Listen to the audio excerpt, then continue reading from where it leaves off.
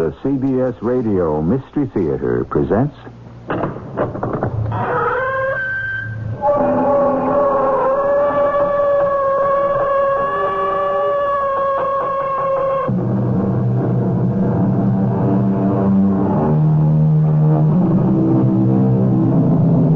Come in. Welcome. I'm E.G. Marshall. Without a doubt, love is one of the most powerful of human emotions, yet the least explainable. So much has been claimed for love, that it makes the world go round, that it conquers all, that it is blind, and so forth. What if love were not merely an emotion, but a manifestation of the Spirit? What would this Spirit of love do if it were denied, rejected, and banished? That is the premise of the strange story we will shortly unfold. I believe your problem, Professor, is that you want no one to get close to you. You're right. I can't stand intimacy. Those who don't want things often get them. Then I ought to have affection poured all over me, because I hate it. Who knows? Perhaps you will. I hope not. I'd rather die first.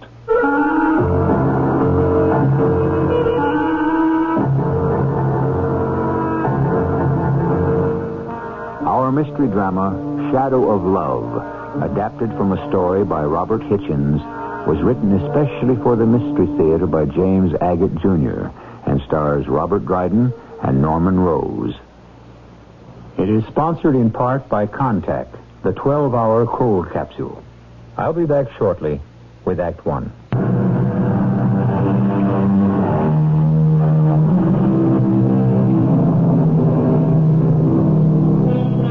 Is love just a feeling, or could it be a real being?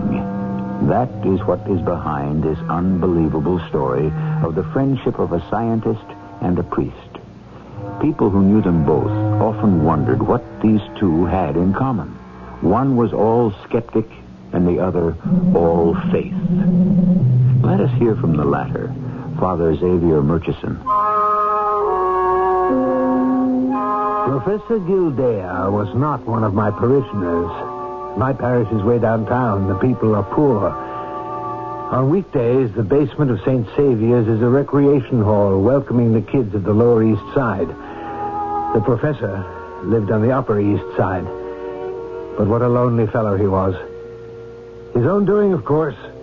A brilliant scientist lecturing everywhere, but who avoided human, personal contact of any intimate nature. Gildea was the only man I've ever met who disliked love or any form of affection. It repelled him. At any rate, how we met. It was at one of his lectures. Professor Gildea? Yes? Oh, I see you're a priest. I should have said yes, Father, since you were kind enough to call me Professor without knowing what I profess. I had to come backstage to tell you how very much I enjoyed what you said tonight. Really? I shouldn't have thought we scientific doubting Thomases had much in common with a man who has blind faith. Oh, not blind, Professor. We have faith because our eyes have been opened, just as St. Thomas were. You intrigue me, Father. Would you like to have dinner with me one day next week at my place? I'm flattered that I would interest the scientific mind. But don't be. It's not personal, Father. I've spent a lifetime investigating. How can I overlook religion? How about dinner, say, next Sunday? I'm preaching the evening service at our church downtown. Well, come afterwards. I'll write down the address on 5th Avenue. I'm right opposite Central Park. I never got your name, Father. Xavier Murchison. We became friends. Certainly an unholy alliance. I think I pitied Gildea, this hard-working, eminently successful man of the big brain who never wanted anyone to help him.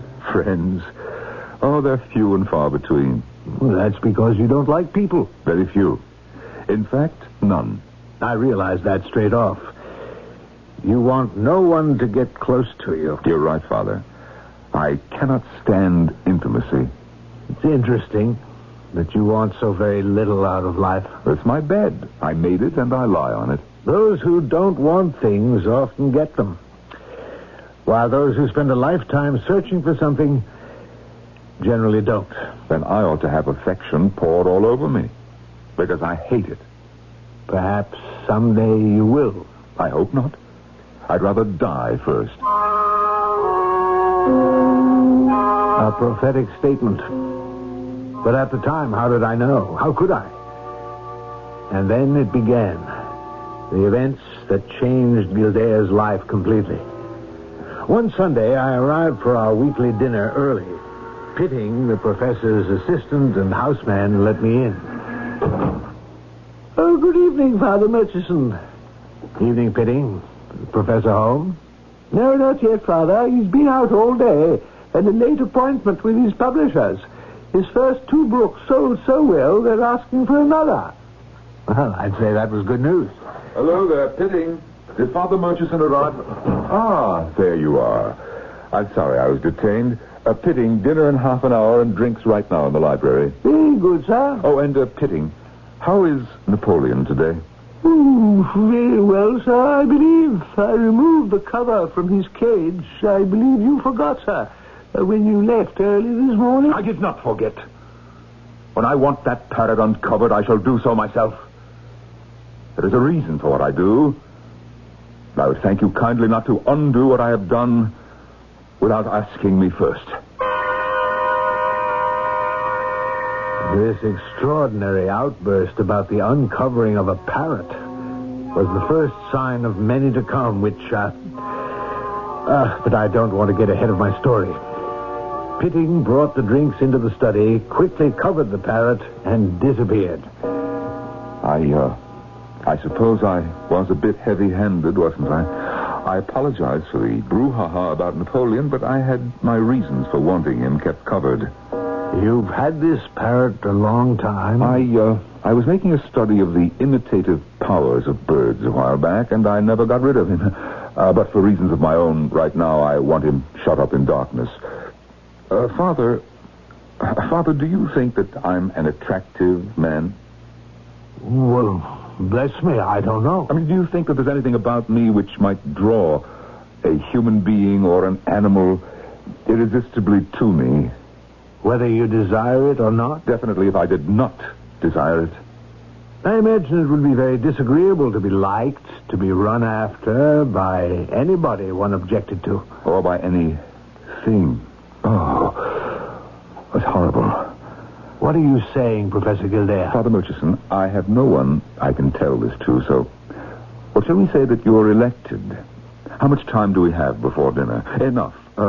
Come with me out the front door. Now, as you can see, my house faces Central Park. My brownstone is just across Fifth Avenue opposite that path there into the park. Ah, I see a bench just behind the tree. I suppose you're out there often? Well, sometimes, not often. Generally, I stand at my door, take a few deep breaths, and then go on in to dinner and spend the evening working. I dare say if I lived here, I'd be out there morning, noon, and night. So peaceful. Yes. Well, a few nights ago, Thursday, I came out, as I do, and I stood here. On that bench, I saw a dark object sitting, its back to me. Couldn't tell if it was a man, woman, or child. You know, right away, I had a most peculiar feeling about it. I wanted to go and get close to it, but I couldn't move. I just stood here where I am now, my thoughts drawn to this person or thing on that bench. Thing? Well, why it took such hold over my imagination, I don't know. Finally, I forced myself to cross the street and walk up the path to the bench. And? Well, it wasn't there. I hadn't taken my eyes off it, but it had disappeared. I looked up and down the path everywhere. It was gone. But for some strange reason, I was hurt. Angry. I turned around, came back here, and found that I had left the door open. Not advisable in any neighborhood in the city at night. In that little time, it's not likely anybody could have come in here without you seeing them. It's interesting what you say, but you're wrong. There was someone here. Oh? Did you catch them? Well, that's just it. Now, I'm not a man of hysterical imagination. The moment I came in this door, I knew there was somebody here. Not my man Pitting, but the very same person or thing I had seen on that park bench. I just knew it. I was so positive, I walked right upstairs expecting to find this visitor waiting for me. And no one there. I came down again, went into the kitchen. No one. I beg your pardon, Professor Gilder. Dinner is served. Thank you, Pitting. We'll be along directly.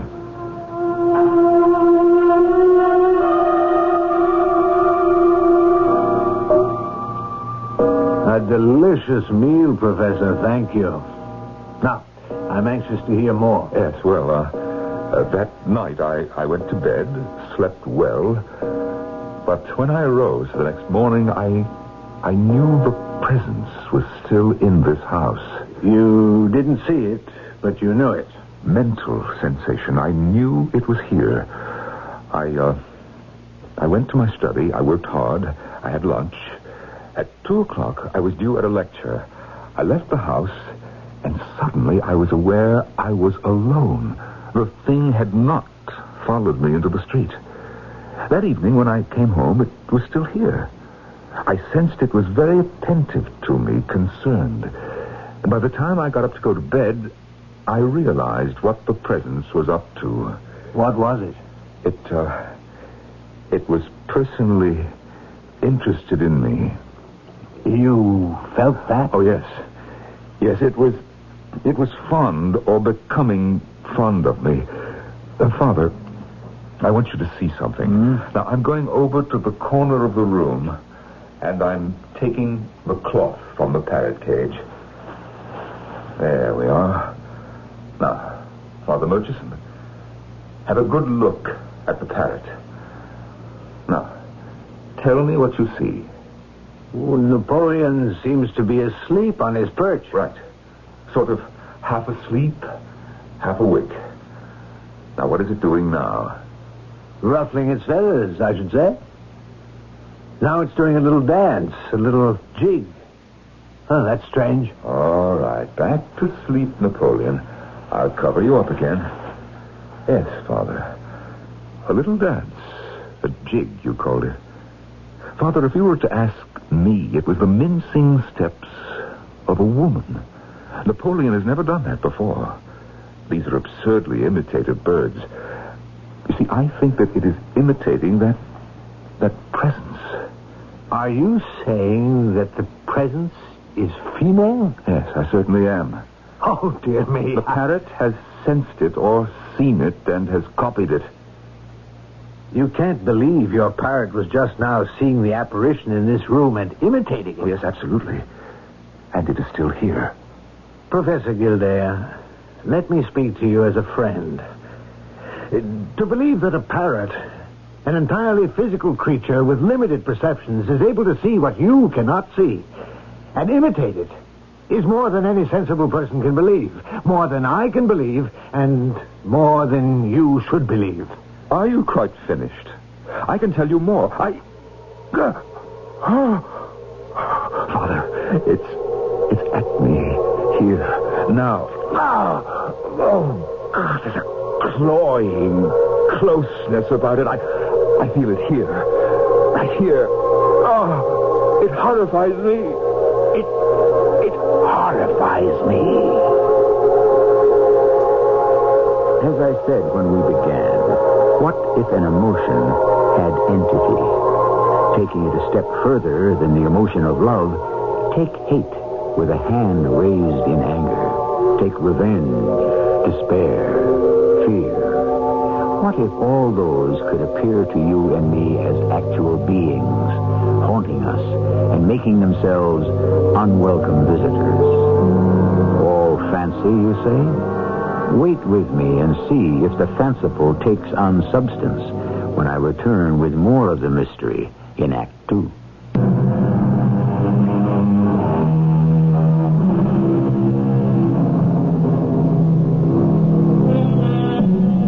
Professor Gildea, famed scientist, within 1 inch of receiving the highest accolades of the scientific community, had one great failing. He was either unwilling or unable to let any person come close to him. That extraordinary mortal, the self-sufficient man. Then, one day, a presence invaded his home. An invisible, loving creature.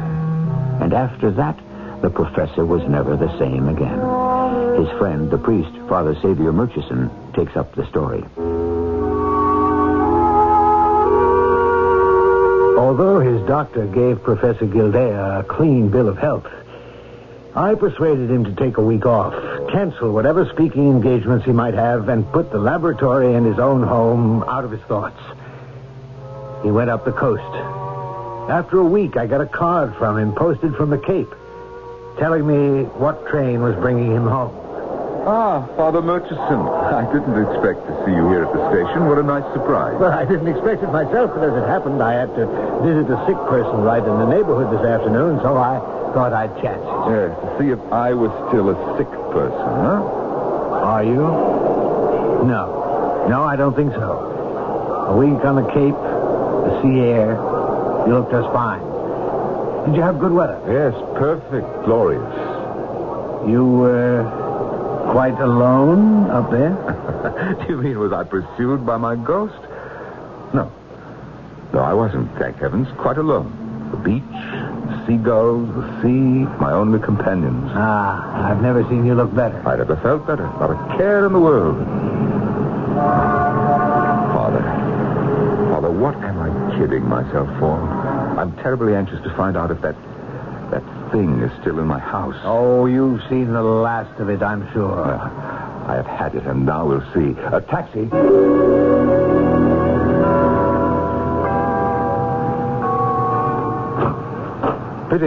Pitting, pay the cab and take my bag, will you? Father Murchison is staying for dinner. Let's go in, Father. Well, I was thinking, Professor, perhaps I'd better scoot back to St. Saviour's for a few hours and then return in time for dinner. I know that I'm being selfish. Well, we've climbed a flight to the study. Let's go in.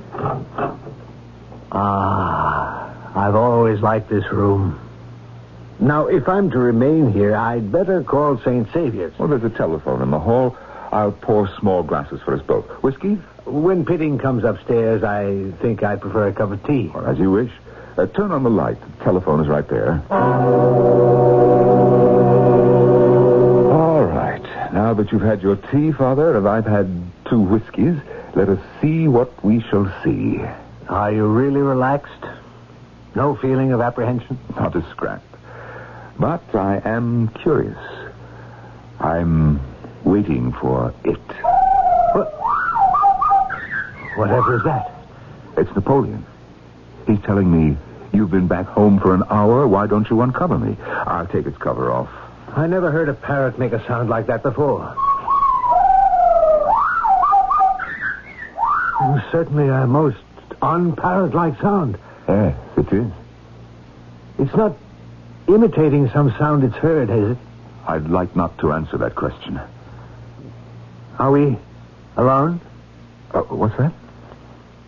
Your visitor, this thing, is still here.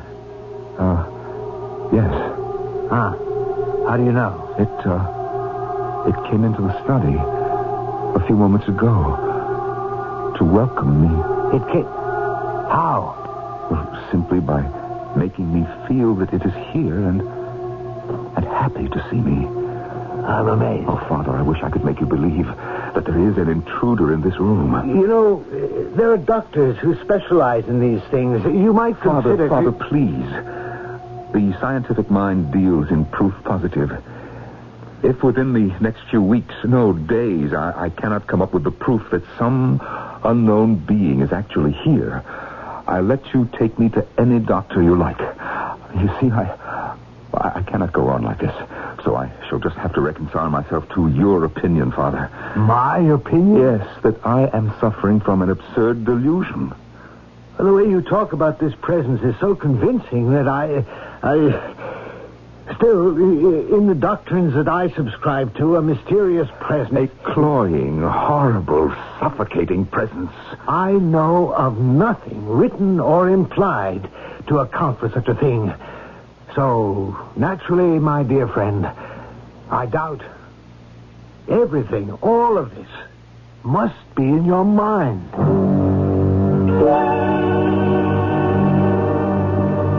2 days later, my telephone rang at St. Saviour's. Could I stop by that evening? He had to see me and to come that night, no matter what time it was.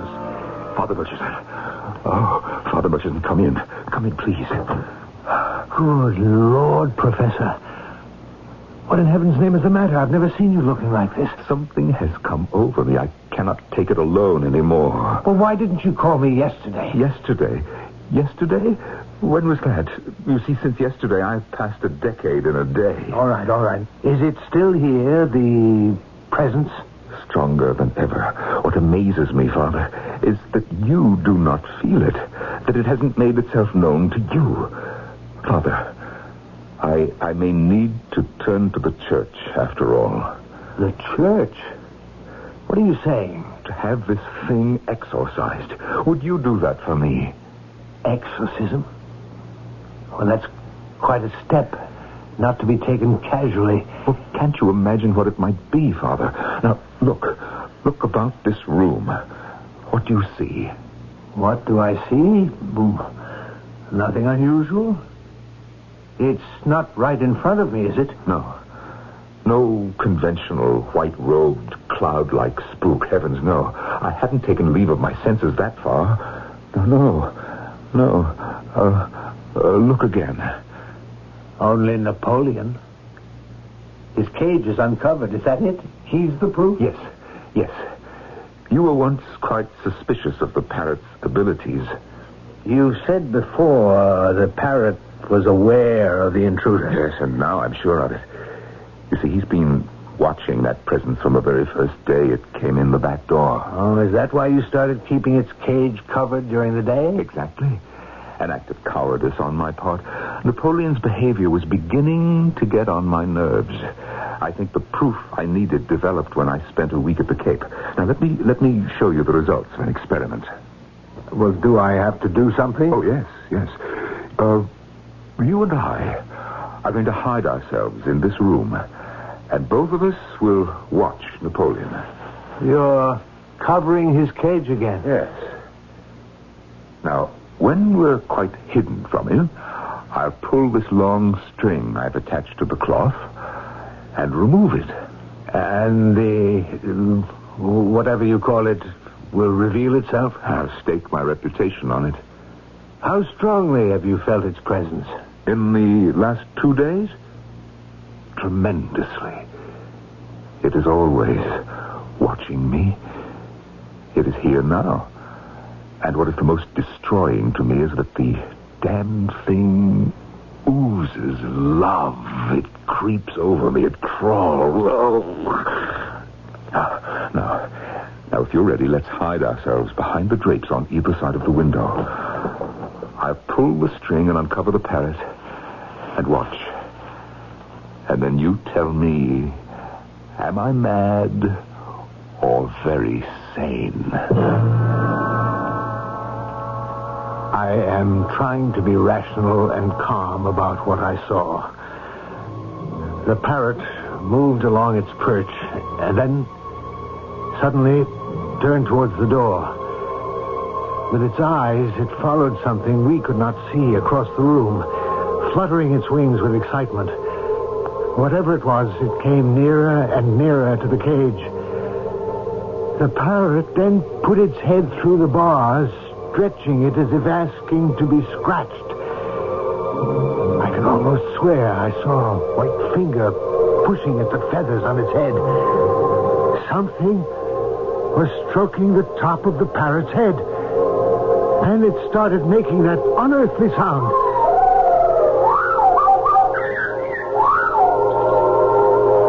What do you think, Father? It is there. Here. Extraordinary. And that sound. Ever hear anything like that? No, never. It's more peculiar than it was before. Napoleon is imitating the sound of the thing. He hears it and repeats it. What is so exhausting to me is that this thing is not evil or frightening, just the reverse. The thing admires me, desires me, it loves me. That's what I cannot stand. Has it occurred to you that it may be the voice of someone who has been here while you were away? All right, let us see. We'll soon find out. It's late, but I have to know. Pitting, will you come up to my study, please?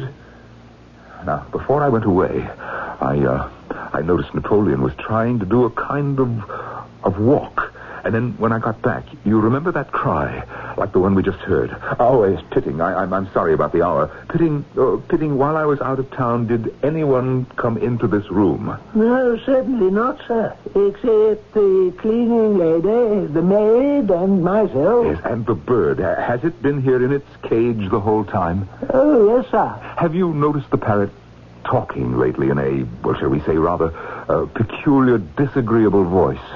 Yes, sir. Soft, sing-song-like. Yes. Well, since when? Well, since you went away, sir. He's always at it. There. You see, Father. Oh, yes, Pitting, that's all. Thank you. Father, is that proof enough for you? Believe me, there is no trick to this cloying, loving creature. It is here. Oh, no. No parrot speaks in a voice it has not heard. But we hear nothing. Nor do we see anything.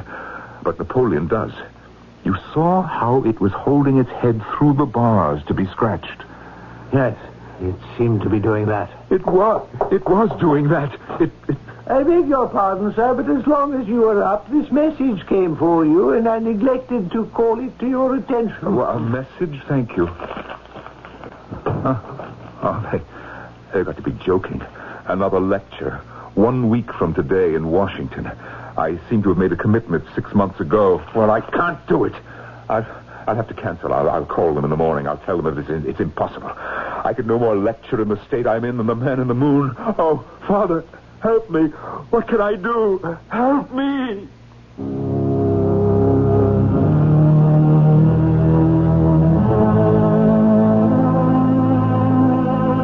In ancient days, when an incarnate creature made itself known, a forked stick, a sprinkle of holy water, a stake driven through its heart, dispossessed the evil from its spirit.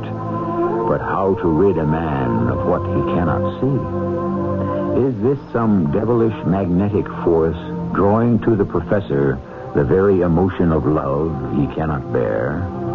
More on this when I return shortly with Act 3.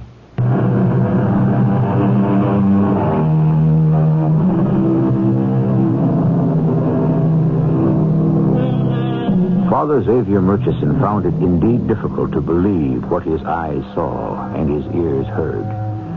It was no task for this devoutly religious man to believe implicitly in the miracles recorded in the Bible, but the notion of any supernatural intrusion into his daily life was more than he could accept. Nor could I believe that the professor was being punished for his lack of humanity, his deficiency, or, let's say, inability to love or be loved, and so was obliged to endure the affection of some supernatural thing. I prayed for him, and the following day, as soon as my church duties were in order, I went round to see him. What time is it, Father?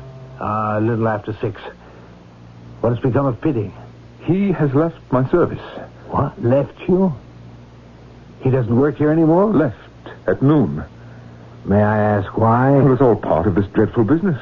Last night, I felt it. I actually felt it.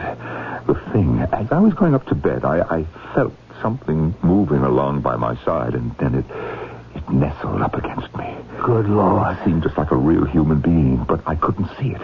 3 times, I felt this gentle and yet determined push against me, as if to coax me and to attract my attention. I could hardly breathe. At the top of the landing, it did it again, squeezing me with loathsome, sickening tenderness against my side. Oh, help! I stood there screaming, and finally Pitting appeared. You called, sir? Where were you? You heard me call. Couldn't you get here any quicker? I came, sir, as quickly as I could. Is anything the matter? Everything's the matter. You see, I'm being pursued. Can't you see it? Can't you understand? Take it away from me. Get this thing away from me. Oh, what, sir? Get what away from you? Insensitive machine. Can't you see it? I can't breathe. What is it you wish me to do, sir? Oh, Pitting. Oh, I'm sorry, Pitting. I'm sorry. Forget what I said about being a machine. You see, I didn't mean it. I'm upset. It's nerves. It's all nerves. You see, this thing. Will that be all, sir? No, don't go. Stay with me. Don't leave me alone. You see, Pitting, I'm being tormented. Please, I beg you, Pitting, don't go. I need you. Professor, I beg to remind you, I was engaged as a houseman and a butler, and to sometimes assist you in your laboratory, but not to sit up all night with you or anyone else. And while we are having this little conversation, sir, may I say that I wish to leave your service at the earliest possible opportunity. So, that's how Pitting left. And last night, Professor, what did you do? I sat up. All night? All night. In your bedroom? Yes. With the door wide open. I wanted it to go. With the door open, I hoped it would. And it didn't? No, it never left me for a moment. But it didn't touch me again. When it was light, I sat down, tried to think, organize myself. Perhaps I should give that lecture in Washington after all. But then, you see, it happened. The parrot made that incredible sound again.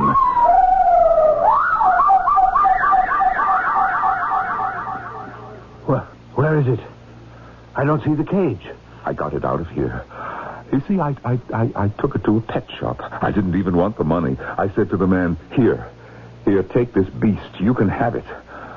Oh, my dear Father, when I left that pet shop, I felt so good I laughed aloud. You should have heard me. I went shrieking down the street. A millstone had been lifted from my shoulders.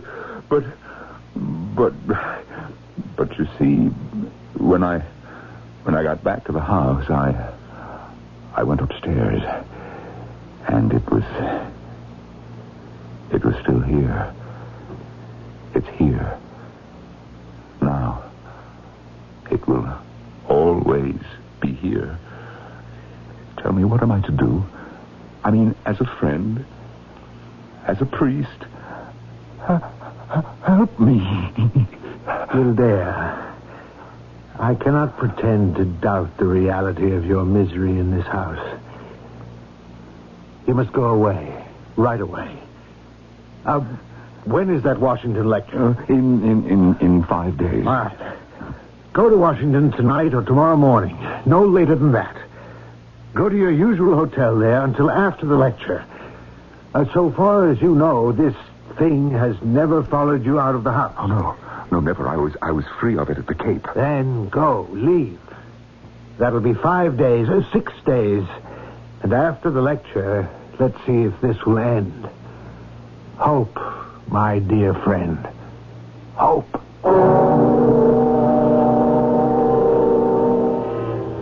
I don't know what they thought of me at St. Saviour's. In the past weeks, I seem to have spent more time on the Upper East Side than in my parish. Fortunately, my associates are quite understanding, which indeed I pressed them to be when I asked for 2 days in order to go to Washington to Professor Gildea's lecture. Identifying and dating artifacts is essential to the archaeologist. The old carbon-15 test is ineffective beyond 50,000 years. But the newer techniques... Go away. Will you go away? What we use now is the potassium-argon process, which is most... Please go away. Leave me alone.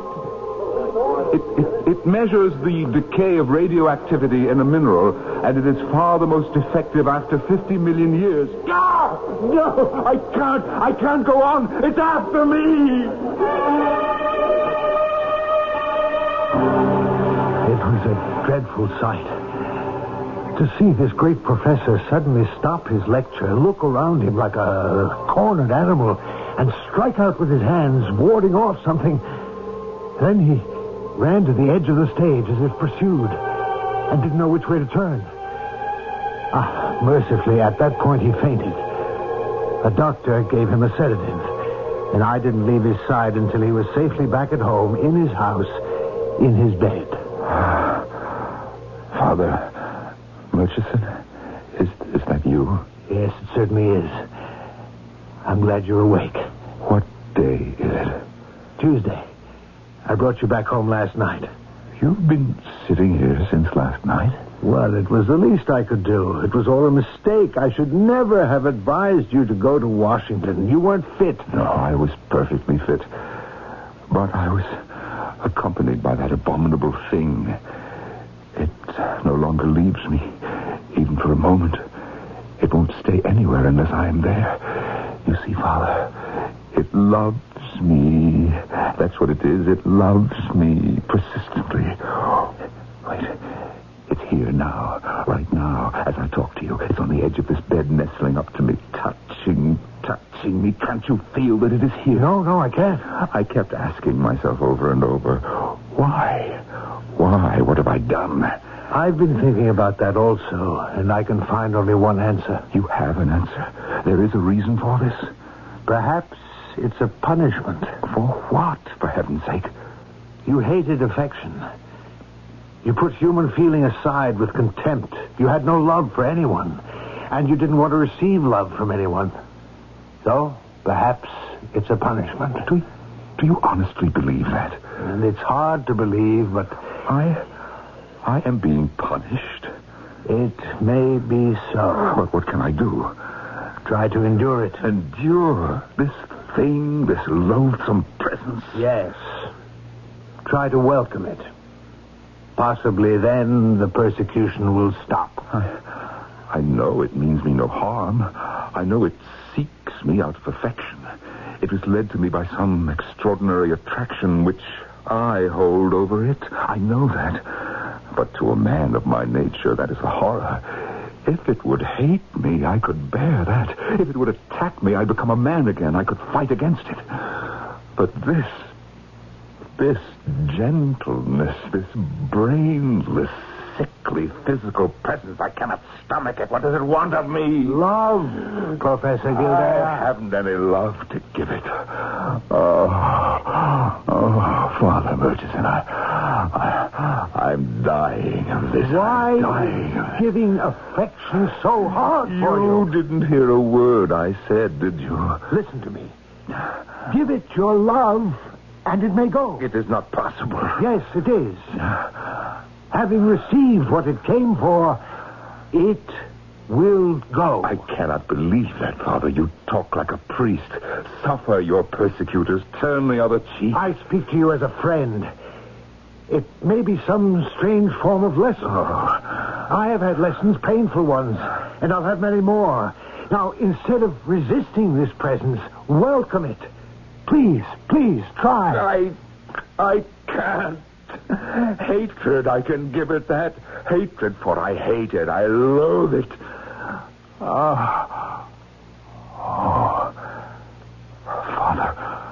Father Murchison. What? It wants to go. Wants to go. Open the door. This door of my bedroom. I feel it wants to go the way it came. It wants to leave me. Go downstairs. Open the door for it. I ran down the stairs and opened the door. Was it my imagination, or did some shape hurry past me across the avenue, turn up the path into the park? Was that it there? A dark form, seated on that park bench? Had it finally finished its work, fulfilled its desire, and now returned to its former existence? I ran back upstairs to tell Gildea the news.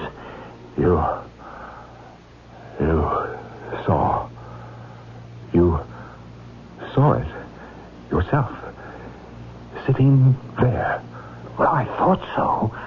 Well, not exactly. I mean, I couldn't make it out. Not in detail. But you actually saw it yourself, didn't you? It wasn't my imagination, was it? Was it? There was something on that bench. Thank the Lord. It has left me. Left me. Father, I feel so strange. Empty. A shell floating. Floating up. Where am I going? Father, where did I go wrong? Was everything wrong? All a mistake my whole life? They talked about love, people did, but it frightened me. Is that why I turned against it? I couldn't bear it. Father, I feel so light now. I think I'm not coming back. Not anymore.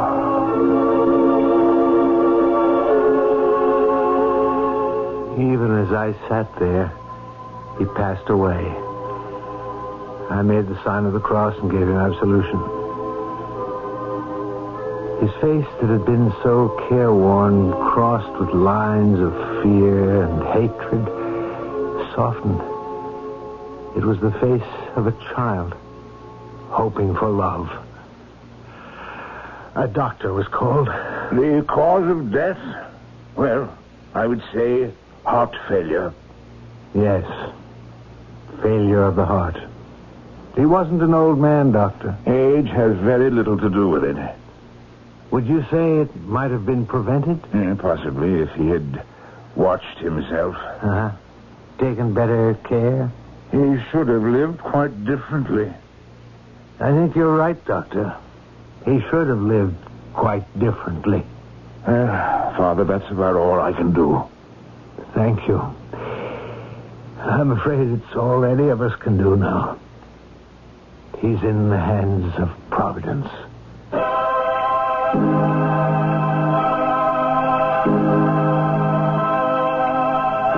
And so the curtain rings down on the tale of the skeptic who rejected love and the man of faith who fought for a man's heart and lost.